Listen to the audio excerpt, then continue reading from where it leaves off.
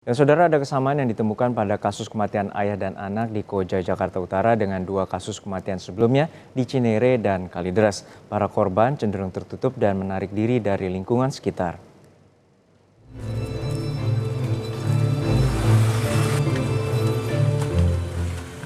Bukan pertama kali kasus satu keluarga tewas menyendiri kembali terjadi. Kali ini menimpa ayah dan anak di Koja, Jakarta Utara. Yang lebih mencengangkan saat dua jasad ditemukan di dalam rumah, istri dan anak korban yang lain juga berada di dalam rumah dalam keadaan hidup. Kasus ini mengingatkan kita pada penemuan jasad ibu dan anak di Cinere, Depok, September 2023 lalu. Warga menemukan jenazah ibu dan anak tewas di kamar mandi dan sudah menjadi kerangka. Tidak ada yang mengetahui pasti kapan ibu dan anak ini tewas, karena keduanya dikenal sangat tertutup di lingkungan perumahan. Bahkan, kedua korban diketahui bertemu dengan keluarga intinya terakhir kali 12 tahun lalu. Hasil otopsi dan olah TKP, tidak ditemukan tanda-tanda kekerasan hingga zat berbahaya di dalam jasad kedua ibu dan anak. Sementara hasil olah TKP, polisi juga tidak menemukan ada sidik jari dan DNA lain di lokasi. Hasil otopsi diduga ibu dan anak ini meninggal dunia karena kekurangan oksigen. Sementara hasil pemeriksaan psikologi forensik, polisi menemukan ada dugaan perubahan perilaku kepada korban yang mengarah kepada depresi dan frustasi.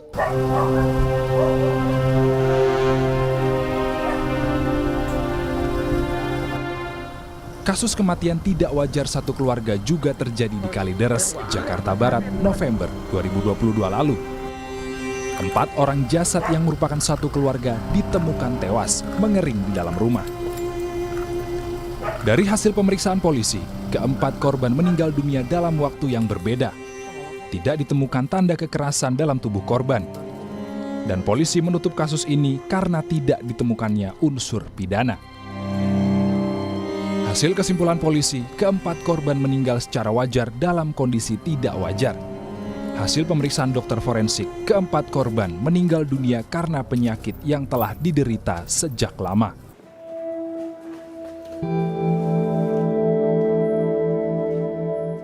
Polisi mengungkap adanya kesamaan dari kasus kematian ibu dan anak di Depok dengan kematian satu keluarga di Kalideres, November 2022 lalu.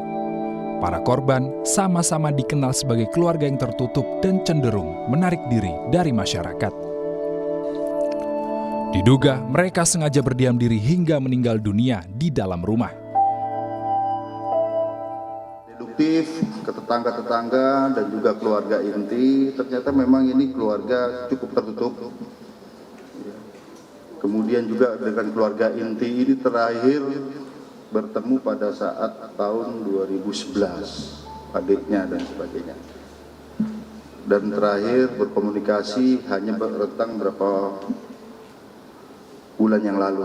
Jadi memang ini hampir sama dengan kejadian Kalideres ya, dengan keluarga inti jauh, kemudian anaknya ini juga belum menikah, sama seperti Kalideres, umur 38 tahun belum menikah.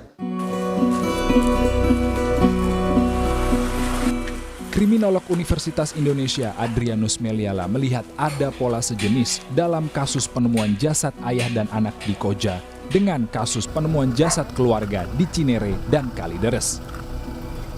Kehidupan individualis yang kini berkembang di masyarakat membuat banyak orang merasa tidak perlu bersosialisasi dengan lingkungan meskipun dalam kesulitan. Menarik diri dari lingkungan dengan sengaja menjadi gaya hidup baru di tengah masyarakat saat ini. Kita sekarang memang dididik untuk hidup sendiri ya, hidup stand alone gitu, dan kalau kemudian ada apa-apa maka kita tanggung sendiri akibatnya. Sebagai contoh misalnya ada beberapa kasus di Jakarta ini di mana orang meninggal di apartemen tinggal sendirian dan kemudian baru ketahuan setelah baunya kemana-mana begitu ya. Nah itu pada konteks strata yang lebih atas. Nah pada strata yang lebih bawah, demikian juga yang tinggal di perumahan yang ada di tanah, maka situasinya sama, tidak mau bergaul dengan orang lain, tidak mau memutus komunikasi dengan orang lain, dan kalau ada apa-apa ya begini nih situasinya, ironis dan mengenaskan. Jadi ini pilihan ya, memilih kehidupan yang mundur itu pilihan, dan kalau memang misalnya pilihan itu memang pilihan yang sehat, sebagai contoh misalnya para rahib yang melakukan kegiatan kontemplasi ya, mundur dari kesibukan, itu tentu sehat. Tapi kalau mundurnya itu adalah karena ada semacam gaya hidup, demikian juga karena kemiskinan misalnya, atau karena ada semacam trauma sosial yang dialami, tentu itu nggak sehat. Dan sekali lagi, hidup ini nggak selamanya sehat, nggak selamanya kita senang, dan satu kali ketika ada masalah, maka kita tidak bisa mendapatkan support system dari mana-mana. Kehidupan individualis yang kini berkembang di masyarakat membuat banyak orang merasa tidak perlu bersosialisasi dengan lingkungan, meskipun di dalam kesulitan. Tidak adanya dukungan dari orang terdekat membuat seseorang menjadi rentan terkena gangguan mental yang bisa membahayakan jiwa. Tim Liputan, Kompas TV.